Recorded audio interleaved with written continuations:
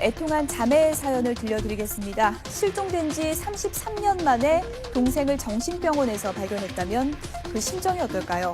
해외 토픽이 아니라요, 우리나라에서 실제로 있었던 일입니다. 부모님은 실종된 딸을 보지 못한 채 돌아가셨고요. 자매만 지난 2013년에 정신병원에서 눈물의 상봉을 했습니다. 사연을 들여다보면 이렇습니다. 서울에서 언니와 함께 살던 동생 홍모 씨는요, 22살이던 지난 1980년 1월에 일자리를 알아보겠다라고 이제 말을 한 뒤 집을 나섰고요. 그 이후 소식이 끊겼습니다.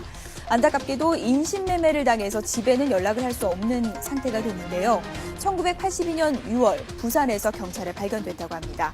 하지만 그 당시에 경찰이 제대로 신원 확인을 하지 않은 채 구청에 홍 씨를 인계했고요.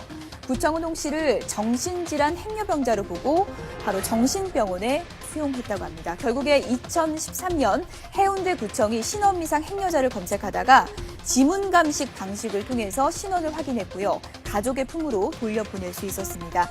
이 자매는 국가를 상대로 소송을 결국 제기했는데요. 소송을 돕고 있는 장애우 권익문제연구소는 경찰이 법률상 정해져 있는 신원 확인과 연고자 확인 의무를 다하지 않은 점, 그리고 구청이 연고자를 찾아줄 의무를 다하지 않은 채 강제로 정신병원에 입원시킨 점 등을 이번 소송의 이유로 두 가지로 들었습니다. 동생을 찾은 언니는 동생이 정신지체가 없었는데 정신병원에 감금되면서 오히려 정신장애가 생겼고, 그리고 간염 같은 육체적인 병까지 얻게 됐다면서 애통함을 전했는데요. 이렇게 억울하게 30년 넘는 세월을 떨어져 살게 된 자매. 지나간 세월의 고통은 어떤 보상으로도 치유되기가 힘들 것 같습니다.